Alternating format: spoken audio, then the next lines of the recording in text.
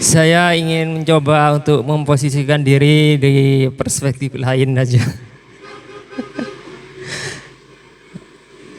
Sebenarnya kalau misalnya pan-Islamisme ini diusung dengan membawa politik agama yaitu Islam dari kalangan umat Islam sendiri, tidak termasuk para ulama-ulamanya,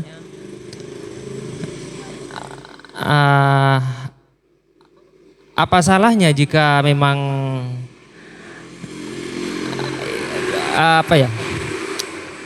ya khilafah misalnya. Ini kan suatu produk dari ijtihad para ulama gitu. Berijtihad bahwa umat Islam harus disatukan berdasarkan politik yang sama gitu dengan ideologi Islam. Apa salahnya kemudian mayoritas umat Islam mengamini itu gitu. Karena melihat sejarah ke belakang, pada waktu itu juga tidak bisa dimungkiri kalau umat Islam juga masa kejayaannya juga terikat karena politik Islam gitu, politik identitas Islam. Sehingga walaupun kita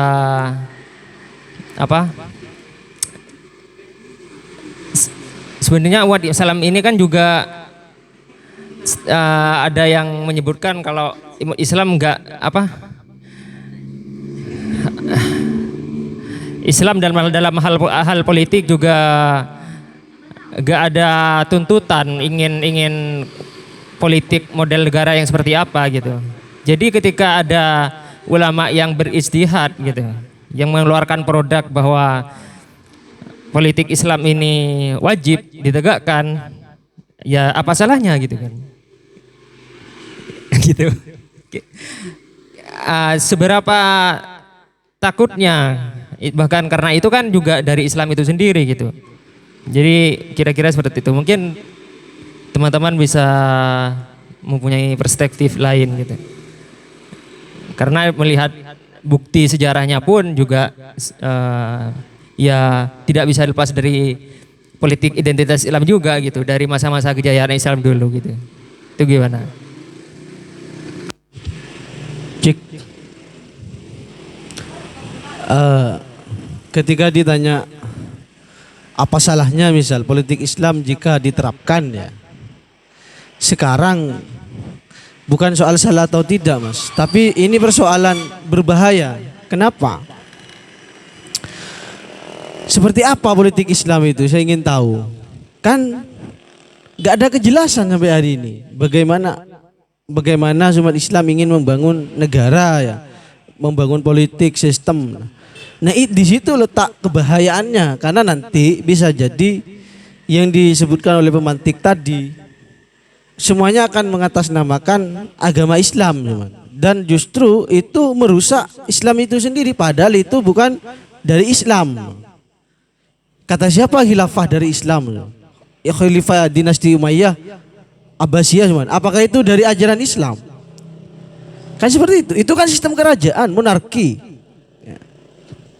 Sistem kerajaan memang monarki. Cuman dalam hal undang-undangnya, penerapan syariah muamalahnya itu kan dari penerapan syariah Islam gitu.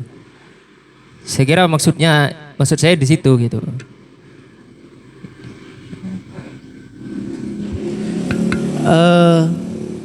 Sekarang kayak gini ya Mas Aril. Dalam sisi muamalah itu pun masih kita kan tidak ada kata-kata sepakat dalam memahami seperti apa muamalah Islam itu sendiri. Maka ada beberapa ulama tokoh, apapun bentuk muamalahnya selama itu tidak bertentangan dengan sendi-sendi Islam, maka itu adalah dari Islam. Kata siapa Pancasila bukan dari Islam? Kata orang Islam kan seperti itu. Karena gak ada yang bertentangan kan. Kenapa Mbak Winda pakai kerudung seperti ini? Apa ini dari Islam? Kan seperti itu. Ada gambaran apa? Kan intinya nutup aurat. Hal dari seperti itu kan itu. Nah seperti itu. apa nalar logikanya.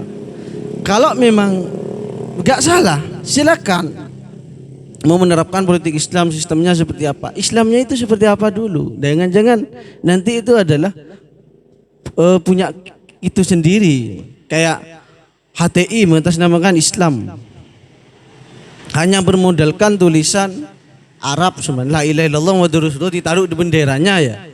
Jangan-jangan itu adalah yang ingin diterapkan hasrat dari organisasi HTI itu sendiri, bukan dari Islam. Kasusnya nanti sama dengan Zionisme yang awalnya membawa spirit Yahudi, tapi pada lama-lama membawa spirit Zionis, bukan Yahudi. Makanya banyak orang yang bertentangan karena tujuannya adalah bukan kemanusiaan, tapi kegolongan itu sendiri. Itu yang menjadi berbahaya. Apalagi di Indonesia misal ingin menerapkan politik Islam, nanti tidak ada lagi nama Indonesia karena semuanya punya politik masing-masing. Mana yang ingin membangun politik Islam? Aceh semua. Ya biarkan, dan itu sesuai Islam Aceh ya seperti itu. Apakah bisa politik Islam Aceh diterapkan di Jawa? Ya gak bisa. Orang Jawa akan menolak. Kita juga punya dasar lain kan seperti itu. Apalagi kayak Maluku, Papua ya gak mungkin mau bergabung ke Indonesia. Nah, selama undang-undang itu tidak lagi bertentangan dengan Islam, maka pan-Islamisme itu pun tidak penting karena kita kan membawa spirit kemanusiaan.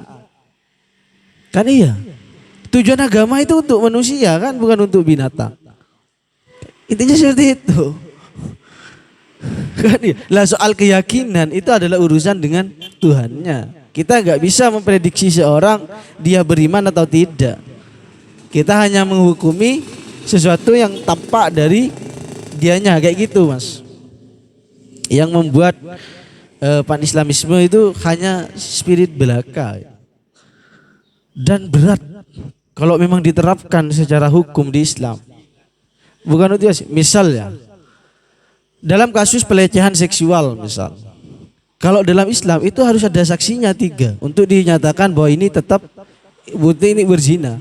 Di Indonesia siapa yang ingin ngintip orang berzina? Ayo, gimana? Ingin menerapkan muamalah Islam akan ditolak oleh feminisme. Nanti pelecehan perempuan, iya, yang dirugikan dia lolos. Ada A memperkosa B, kalau nggak ada saksi 3, dia nggak berlaku hukum zina. Tapi dirugikan kan perempuannya. Bagaimana itu? Cara ini dalam kisos saja. Ini dalam apa namanya? Hukum jinayah, fikih jinayah seperti itu. Ribet. Iya kan? Praktiknya, tapi spiritnya asalkan sama, barang siapa yang bersalah ya dihukum, kan tidak bertentangan dengan agama Islam. Maka ya kita gak perlu membawa pan-Islamisme, dan itu saya yakin tetap berpahala juga di sisi Tuhan, kayak gitu kan. Kan iya. Nah, bukan salah gak salah Mas Aril, tapi bahayanya itu yang dipikirkan, karena nanti spiritnya sudah tidak lagi spirit perdamaian, spirit keharmonisan dan kemanusiaan sebagaimana yang dibawa oleh spirit Nabi Muhammad SAW misal. Kan kayak gitu. Nanti yang ada itu adalah spirit kelompok agama yang Islam berbondong-bondong membuat bahasanya itu yang malam Kamis pernah di populisme ya, membuat populisme Islam, ini membuat populisme sendiri dan spirit seperti itu, dan yang terjadi adalah pertumpahan darah. Apakah agama untuk pertumpahan darah? Kan seperti itu. Maka ketika terjadi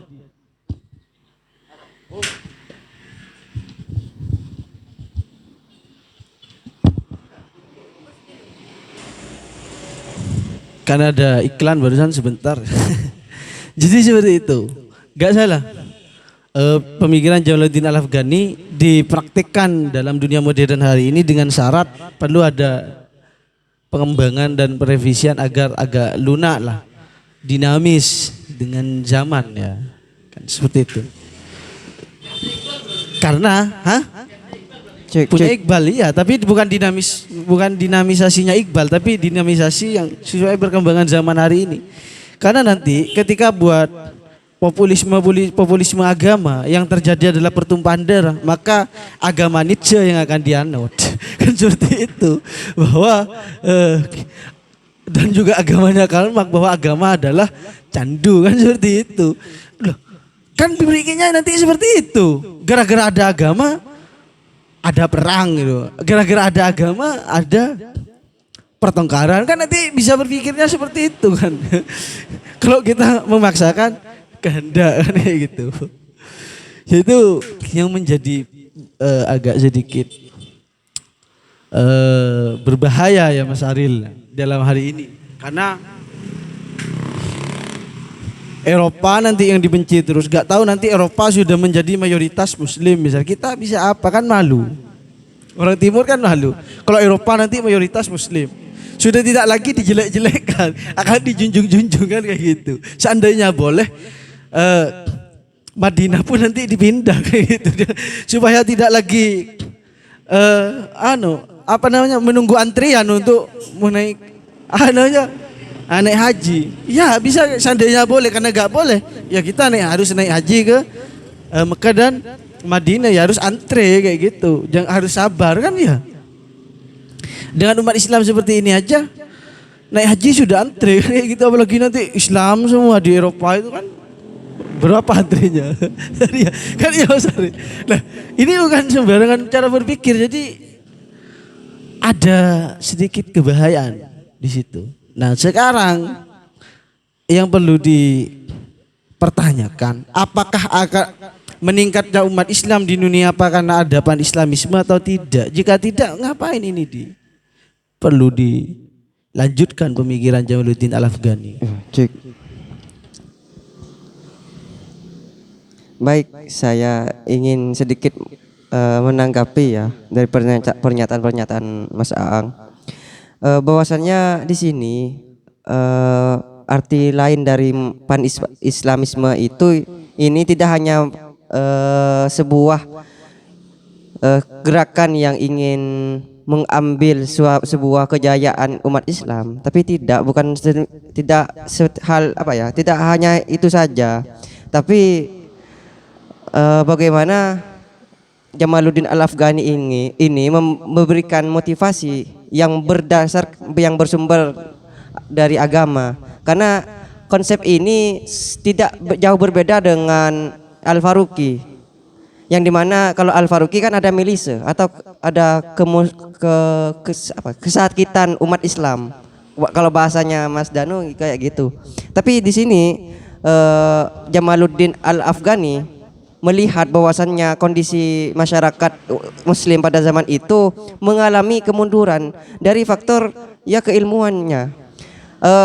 Masyarakat pada saat itu lebih senang yang bersifat transendental, seperti ilmu tasawuf gitu, yang berbau ke surga gitu. Intinya orang masyarakat itu iklim pengetahuannya lebih suka yang kayak gitu, Mas Aang.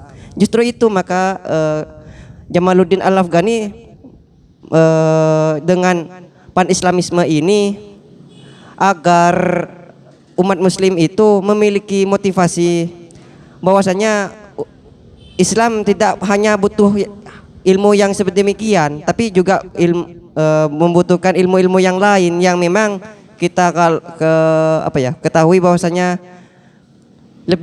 lebih awal diklaim oleh bangsa Barat gitu. Ya kalau Mas Taan tadi berbicara kayak Sunni, Syiah gitu. Memang mayoritas warga di Afghanistan itu 80% mayoritas penganut Sunni, Syiah. Itu yang perlu diketahui.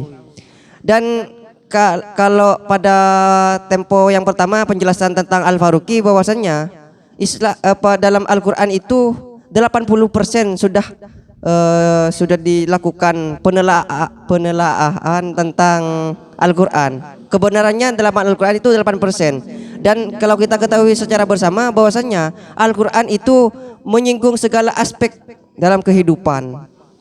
Nah, di sini Jamaluddin Al-Afghani itu ingin apa ya, menumbuhkan spirit hal itu agar umat muslim itu ingin menjadi apa ya, seperti penemu Islam yang terdahulu.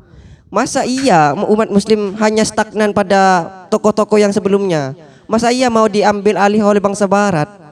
Ayo kita bangsa muslim, kita ambil contohnya pada apa ya, tokoh-tokoh yang sudah terlebih dahulu kayak Al-Kindi, siapa lagi yang memang memiliki aspek-aspek keilmuan yang berbeda-beda.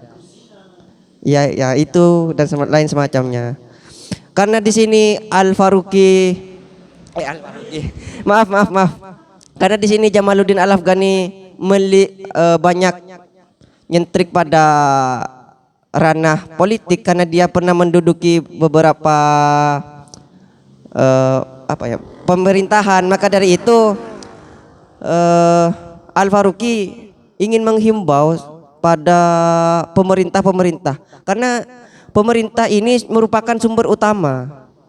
Kalau pemerintahnya sudah bisa melaksanakan hal yang sedemikian, maka otomatis dengan sendirinya masyarakat akan ikut serta. Gitu Mas Aang. Kalau sependek pengetahuan saya gitu, memahami pan-Islamisme. Jadi ingin menanggapi pemantik. Mungkin yang saya tangkap Al-Afghani ini pan-Islamismenya menyangkut ruang lingkup yang bidang-bidang yang banyak gitu ya, bukan hanya politik gitu. Al-Afghani lebih nyentrik pada pernah menduduki pemerintahan, ya ingin yang harus pertama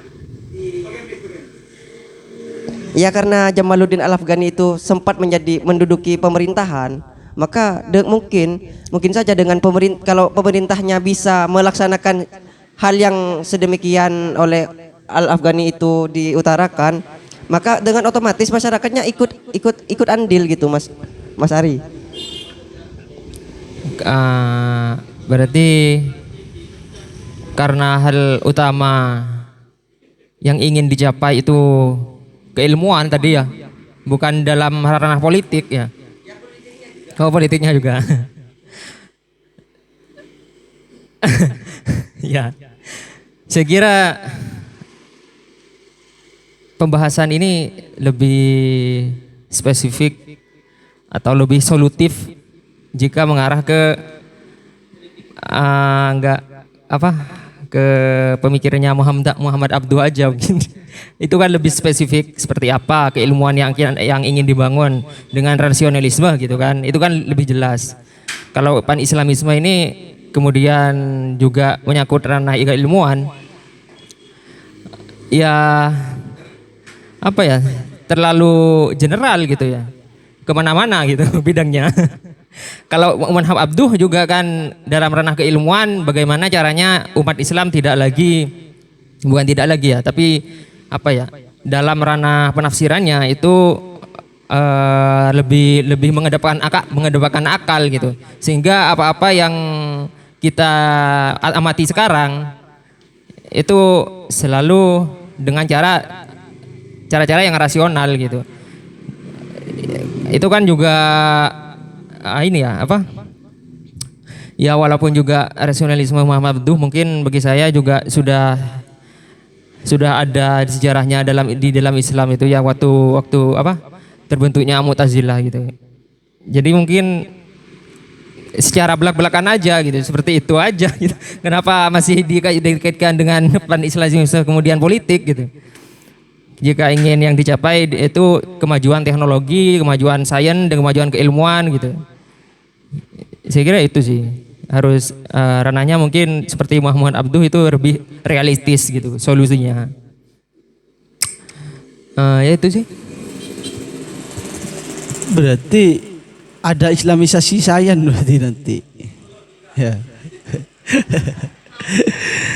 Ya kayak gini ya Mas Nanang ya, apa Islam itu gak menuntut kita menemukan apa dan menemukan apa enggak ya. Tidak perlu, bagi saya seperti itu. Jangan-jangan karena di dalam sejarah filsafat kan ditaruh filsafat Yunani, ya kita jangan iri kenapa harus Yunani kayak gitu, tidak Arab. Ya karena memang Islam kan barusan, dengan Yunani kan sebelum dulu ya Mbak Indah, sebelum Masehi. Kita kan evolusi. Ya misal soal spirit untuk membangkitkan keilmuan itu adalah kewajiban. Itu sudah doktrin agama Islam untuk belajar kan ya. Ya soal menemukan atau tidak, yaitu gimana itu?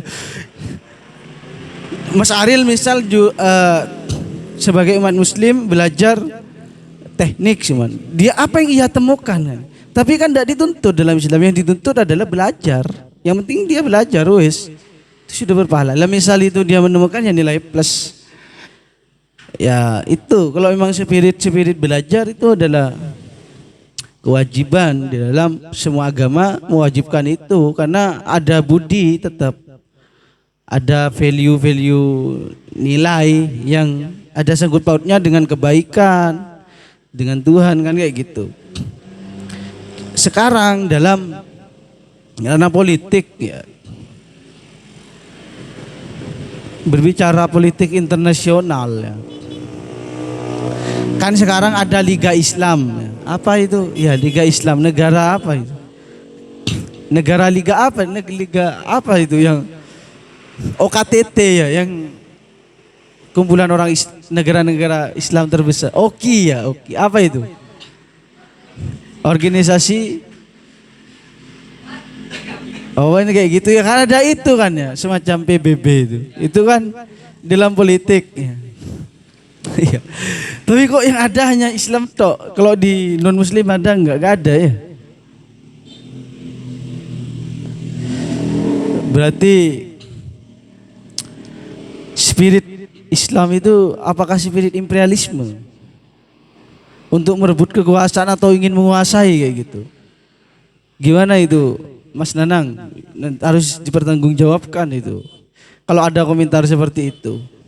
Sebagaimana di Amerika kemarin tahun-tahun beberapa tahun yang lalu Islam itu dicap teroris misalnya kan, itu siapa yang ingin bertanggung jawab kalau ada seperti itu? Kan seperti spirit pan-islamisme ini.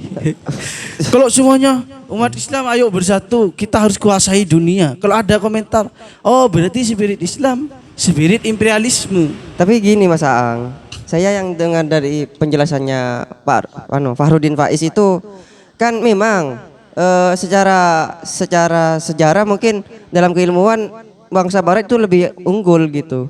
Tapi kan apalagi sampean pernah mendengar tentang humanistik. Nah, dengan latar belakang bangsa Barat itu menegakkan dengan spirit kekalahan di perang salib, dia tidak mengedepankan unsur kemanusiaannya. Kan gini, bahasanya Fahrudin Faiz itu gini. Itu kan tidak berperi kemanusiaan, mengobrak-abrik dunia Islam hanya untuk merebut kekuasaan gitu. Kan dalam ilmu pengetahuan utamanya humanistik kan yang dicetuskan oleh bangsa-bangsa Barat itu justru itu tidak dipergunakan karena memang latar belakang sakit hati pada kekalahan perang salib itu yang saya ketahui. Justru karena gak ada karena ada perang salib, umat Islam itu kan agama Islam menjadi sakral. Yang ada kan perang salib, gak ada perang mengatasnamakan Islam itu gak pernah punya sifat egois Mas. Jadi gak perlu berperang mengatasnamakan Islam. Sekalipun dalam doktrin yang ada itu wala udwana ala dolimin. Orang yang dolim saja yang diperangi, bukan orang beragama. Makanya sabda Nabi Muhammad dalam perang, tolong jangan membunuh pendeta, perempuan hamil, anak-anak, kan kayak gitu. Sekalipun dalam masa peperangan ada umat non muslim ibadah, Nabi Muhammad turun dari kudanya khawatir takut mengganggu orang yang beribadah agama lain. Nah, gara-gara ada perang salib, Islam pun menjadi agama yang ideal. Kenapa? Loh, Kristen itu kok kayak gitu? Spiritnya ada imperialis, spiritnya adalah menjajah, mengatasnamakan agama, memerangi agama lain. Islam tidak seperti itu. Maka nggak perlu ada pan-Islamisme.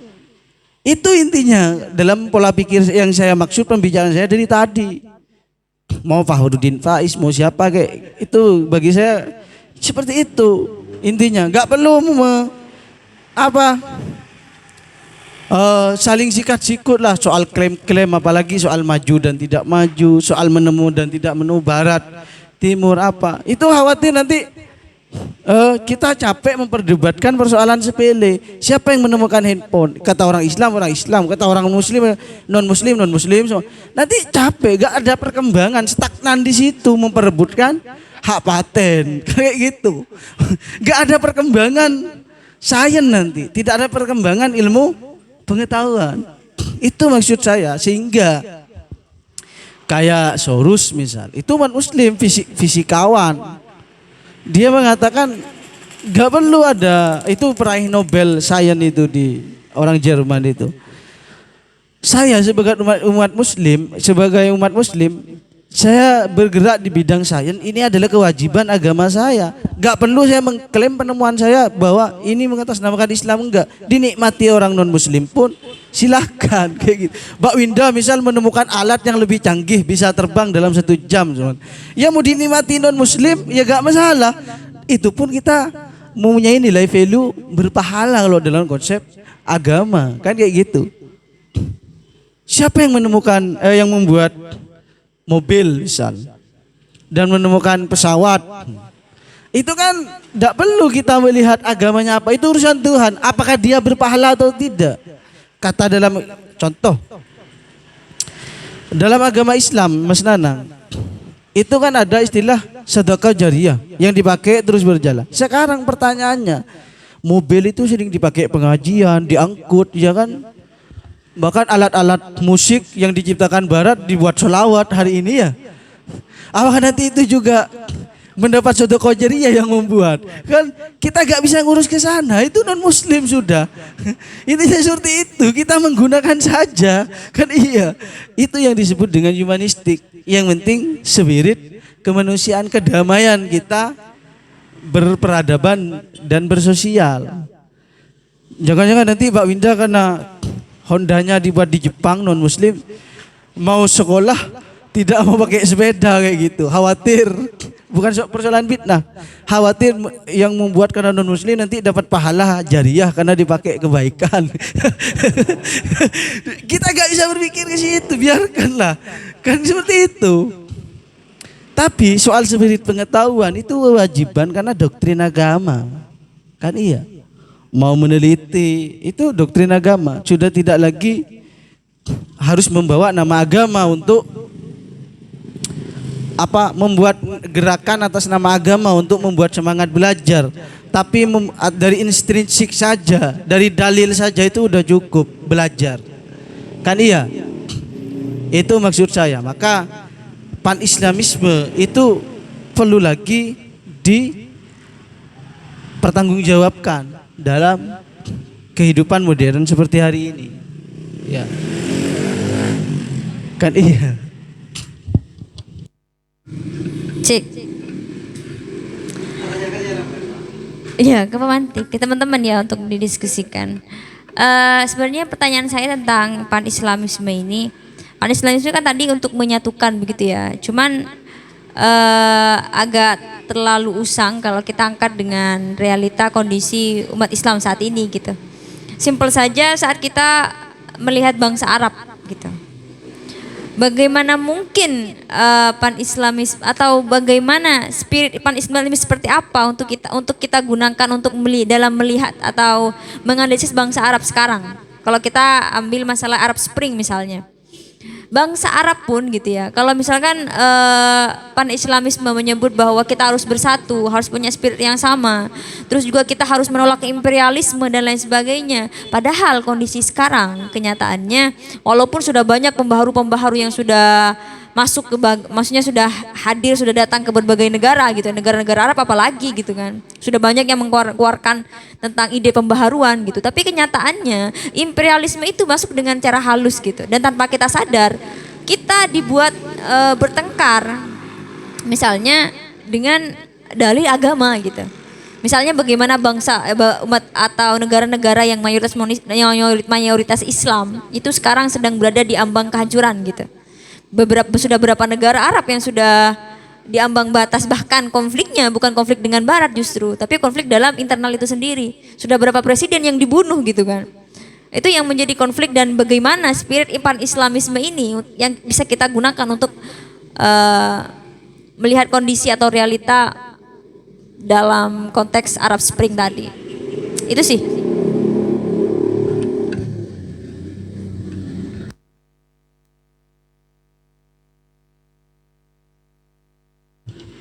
Makanya Mas Nanang menjelaskan apa bedanya Islamisme dan Arabisme.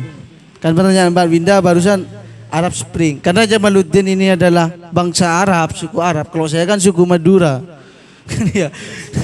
Maka harus dibedakan apa itu Islamisme. Itu dia Kak, karena Islam turun di bangsa Arab yang kita menggunakan Arab itu sebagai representasi, dia sebagai umat pertama yang menerima risalah Mas Nanang gitu kan. ini harus menjelaskan Arabisme dan Islamisme itu secara gamblang, biar tidak kalau Arab ya Islam, kalau Islam ya Arab. Kan tidak seperti itu kan. Maksud Mbak Winda seperti itu. Karena hari ini Arab pun tidak sukses diberi amanah Islam ya kan ya.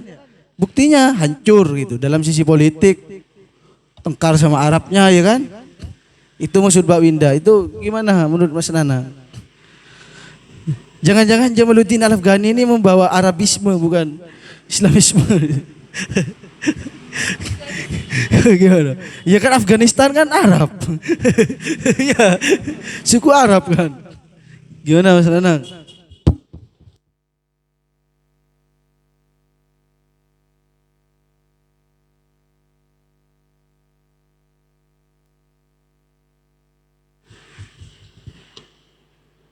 Sebuah gerakan pembaharuan dalam sebuah agama itu sebenarnya hal yang lumrah ya, gak perlu gak perlu disangsikan keberadaannya.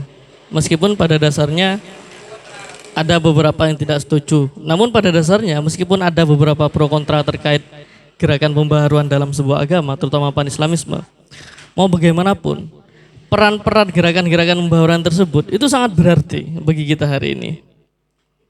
Bukan berarti saya membela pan-Islamisme, karena saya berbicara masalah gerakan pembaharuan di agama-agama lain selain Islam sendiri.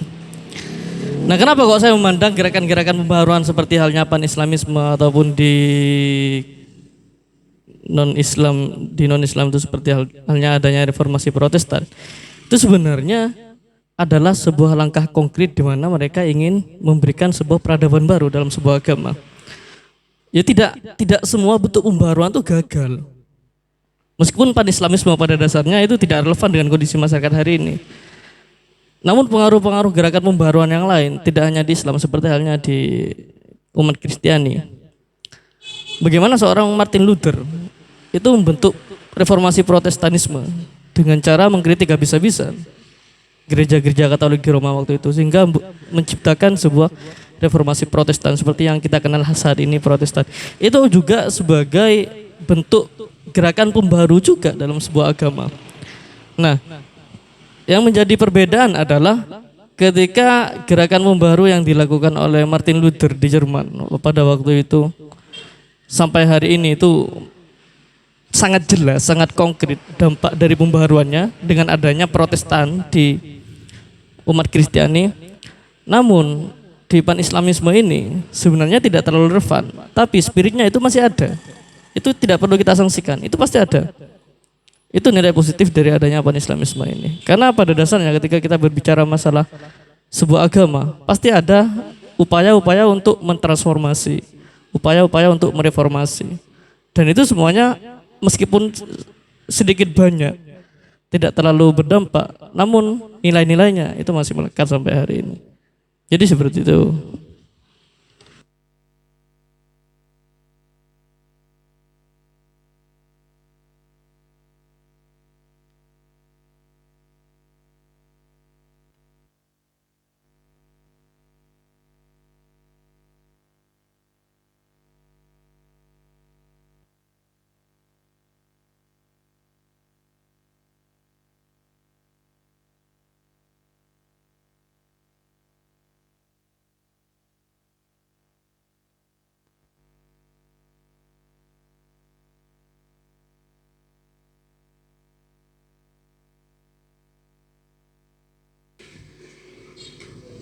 eh,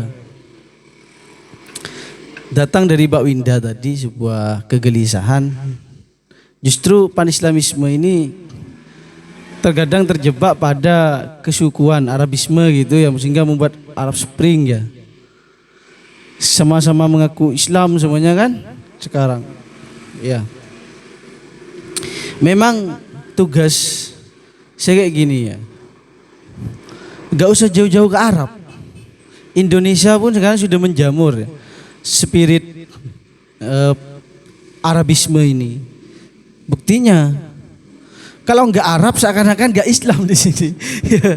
Di Indonesia kan peradabannya seperti itu seakan-akan hari ini. Kalau nggak Arab ya nggak Islam gitu. Itu yang membuat sebenarnya tugas kita sarjana Muslim bagaimana membedakan doktrin kesukuan dan doktrin agama itu diperjelas.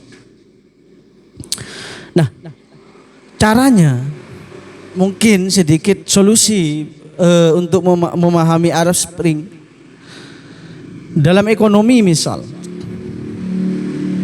Dengan alasan kan semuanya bukan dengan alasan agama untuk bertengkar antara Arab Saudi, Iran gitu. Ini Arab Spring itu kan berawal dari alasan ekonomi dan kemudian merembet pada alasan ideologi. Kan iya, pemerintahan dan politik. Nah, maka ini memang sedikit benih percikan-percikan api dari pan-Islamisme ketika ada negara Arab itu hancur, maka nanti merembet ke Islam gitu ya, karena mayoritas Muslim. Itu yang menjadi sedikit percikan memang.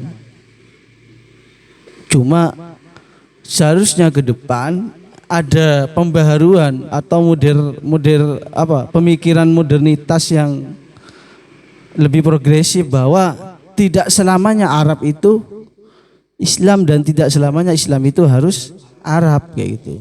Kan iya. Itu harus digerakkan ke depan biar tidak lagi terjebak pada istilah kesukuan tadi, Mbak Winda.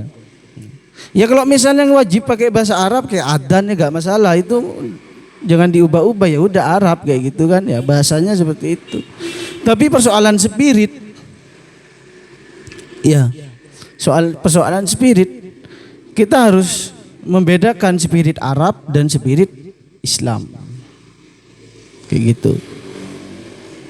Itu sih pendapat saya. Mungkin dilanjut ke yang lain. Sebenarnya yang menjadi kegelisahan itu memang tragedi bagaimana kita membedakan mana yang sifatnya budaya dari suatu daerah itu dengan dari Islam itu sendiri memang susah untuk dibedakan, terutama jika itu masuk ke misalkan Indonesia gitu ya, karena dianggap semua Arab itu adalah representasi Islam. Mungkin itu yang menjadi masalah ya. Cuman yang saya lihat begini, kan spirit siapa namanya? Ibaruddin Al-Afghani itu ingin bersatu menyatukan ideologi gitu ya. Kita harus men-stop segala bentuk kolonialisme, imperialisme. Tapi kita juga harus mengembangkan keilmuan. Cuman coba kita flashback ke bagaimana negara Arab. Kalau menurut saya itu begini. Saudi Arabia, dia sesukses itu sekarang, semaju itu sekarang, dia bermitra atau bukan kita bermitra ya dengan Amerika gitu. Sedangkan negara-negara Arab yang memegang teguh keagamaan Islam gitu misalkan gitu ya, atau negara yang mayoritas Islam justru menggunakan hukum-hukum Islam, justru mereka itu hancur dari dalam. Hancur dari dalam artinya begini, banyak yang konflik itu atau dibumbui, maksudnya apa ya, disusupi dari dalam internal Arab itu sendiri gitu. Jadi bagaimana pan-Islamisme itu bisa seideal itu jika misalnya kita lihat di Arab saja, gak usah ke mayoritas negara Islam lainnya, ke negara Arab saja, yang di situ tertutup dalam artian mereka mencoba untuk merdeka dan lain sebagainya, mereka mencoba untuk menghentikan imperialisme. Padahal justru saat mereka seperti itu, mereka justru digunakan atau dibuat atau diadu domba untuk bertengkar sesama saudara Islam, saudara sesama Muslim itu sendiri begitu. Itu yang menurut saya realita yang perlu kita mempertanyakan lagi, spirit pan-Islamisme seperti apa sebenarnya gitu. Padahal kita tahu bahwa realita. Iya, faktanya juga Kak. Faktanya kan sudah banyak yang sudah turun gitu ya. Saya juga lupa realita faktanya. Iya, begitu. Jadi itu yang terjadi di negara Arab gitu. Makanya spirit pan-islamisme, jangan-jangan pan-islamisme ini justru bukan membawa ke kesatuan, justru membawa ke keperpecahan gitu. Kalau kita menggunakan, karena negara-negara Arab itu pembaharu-pembaharu itu lahir dari negara-negara itu gitu loh. Misalkan dari Afghanistan, misalkan juga dari mana, dari Maroko misalnya, atau dari negara-negara Arab lainnya. Justru kita lihat kondisinya sekarang yang justru menggunakan ideologi yang sangat memegang teguh keislaman itu sedang berada dalam konflik gitu, yang tidak selesai dengan konflik, apalagi konflik atau perang saudara. Itu sih yang saya rasa kita perlu mempertanyakan lagi pan-islamisme ini. Kalau saya boleh merevisi pan-islamisme Jamaluddin Al-Afghani ya. Bukan Jamaluddin Al-Afghani Mas Kak namanya. Enggak, saya revisi. Tetap saya menggunakan spirit keislaman. Tapi tidak ada yang pantas, wadah yang pantas kata-kata Islam selain kata agama. Maka caranya bagi saya, kata saya, Islam itu cukup menjadi agama, tidak bisa menjadi politik. Karena kalau jadi politik ya kayak tadi itu, kayak kata Mbak Winda tadi, rusak di dalam, diadu domba dan sebagainya. Karena politik kan berebut kuasa. Kan iya. Tapi kalau Islam sebagai agama, maka bisa umat dunia ini sedunia, yang penting Islam bisa bersatu. Coba undang, ayo umat Islam semuanya bersatu gitu. Nah, bersatu tanpa politik susah. Yang enggak tetap membawa agama. Yang berkuasa di dalam agama siapa? Ya tokoh agama, kan seperti itu. Maka dalam Islam kan ada istilahnya al-ulama ya warasatul anbiya misalnya. Ya orang-orang yang ilmuwan tadi ya. Pewaris-pewaris Nabi itu yang menjadi nomor satu. Tapi kalau Islam diwadahi sebagai politik susah. Pasti ada pergesekan karena politik itu pun adalah perebut kuasa. Ya antara Saudi Arabia, Iran kan tetap berebut kuasa. Semuanya adalah Islam. Kan iya. Semuanya itu beragama Islam di Arab. Mayoritas lah. Tapi solusinya itu. Jangan, kalau boleh saya revisi, spirit Islam itu wajib ada. Tapi tidak ada kata selain kata agama untuk Islam. Kalau cuma politik Islam, itu nanti bisa berbahaya. Yang maksud saya, kalau tidak ingin ada perpecahan, kan yang dikhawatirkan tadi ada perpecahan. Kan tujuannya pan-islamisme adalah persatuan. Sekalipun dulu misal kalau dinasti khalifah ya, ada Abbasiyah gitu. Apakah Nusantara dulu, kerajaan Nusantara ikut pada dinasti Abbasiyah? Kan seperti apakah bagaimana untuk di bawah naungan itu kan enggak. Semuanya kan tetap berwarna-warna. Maka enggak ada spirit selain spirit Islam sebagai agama saja. Bukan saya pengikut Cak Nur ya. Islam yes, partai Islam no. Ya sebagai agama dan sebagai kepercayaan, keyakinan, alat spiritual dan seperti itu, alat-alat ritual lain. Ya, itu Islam itu duduk di situ untuk mempersatukan. Lah persoalan politik ya terjun. Kan ada muamalahnya di dalam umat Islam. Nah, kan pertama itu yang dianggap Mbak Winda, perspektif Mbak Winda kenapa justru yang sangat membawa hukum Islam atas nama Islam itu kok hancur dari dalam kayak gitu. Sebenarnya kan ada persoalan landasan dasar. Misal masyarakat Madura sudah bisa mewakili Islam jika ini adalah mayoritas Islam, kan di sini persen kecil non Muslim, ya kan? Jadi budayanya itu sudah dari agama Islam karena dalam landasan usul fikih Islam al-adha muhakkamah misal. Kebiasaan suatu kaum umat Islam itu bisa dijadikan hukum atau bisa dijadikan suatu doktrin atau alat spiritual. Kalau hadisnya kayak gini dan man raul muslimun hasanan, ya hasanun kayak gitu ya. Kalau menurut mayoritas umat Islam ini baik, maka itu adalah kebaikan. Ya kalau Madura cuman punya budaya maulid, itu ya baik. Juga berpahala orang yang buat kayak gitu kan. Iya, walaupun gak usah perlu dalil kayak gitu. Karena Itu yang menjadi landasan. Nah, sekarang ketika dimasukkan politik, semuanya punya budaya perpolitikan yang berbeda-beda. Kalau Arab budaya politiknya seperti ini, kalau India budaya politiknya seperti ini. Nah, semua ini dijadikan ajaran Islam. Terus kita gak legowo karena ada madhab-madhab tadi, karena Jamaluddin Al-Afghani tadi kan gak legowo karena ada perbedaan-perbedaan. Ada madhab, ada pemikiran, ada kelompok Syiah, ada kelompok yang mengatasnamakan Sunnah, kelompok Jabariyah, Mu'tazilah. Kita kan gak legowo kan. Padahal ini sama-sama melakukan ijtihad untuk memajukan agama Islam. Kan ya, mungkin Mu'tazilah memajukan dalam rasionalnya misal, Syiah memajukan di dalam sainsnya misal, Sunni memajukan dalam spirit ini. Ya harus seperti itu. Kalau di dalam wadah satu politik susah, kecuali nanti ada Imam Mahdi. Ya, baru nanti bisa bersatu semua di mana untuk melawan Dajjal ya. Kan seperti itu cerita realnya kayak gitu dalam ajaran agama Islam. Ya, itu pemikiran saya ya Pak Winda. Kalau persoalan Arab Spring maka tidak perlu dikait-kaitkan kepada Islam karena tidak merepresentasikan agama Islam. Oh, agama Islam itu tengkar saling berebut kuasa, enggak. Islam di Indonesia pun masih damai, aman ya. Sekalipun banyak aliran-aliran, banyak nidom-nidom, organisasi-organisasi ya silakan. Tapi kan itu bukan paham. Kan iya, bukan madhab, hanya suatu komunitas. Itu dari saya. Ya ada solusi yang lain tidak masalah.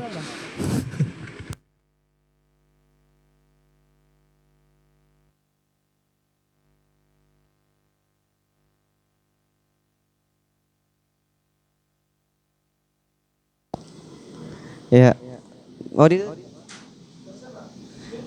ya mungkin itu saja ya, bisa dicerna dari penjelasan-penjelasan yang dilontarkan oleh teman-teman. Kurang dan lebihnya saya mohon maaf apabila dalam penyampaian dan ada kesalahan dalam penyampaian dari isi materi saat ini, itu murni kebodohan dari saya, dan jika ada kebenaran itu mutlak dari Allah SWT. Akhirus salam.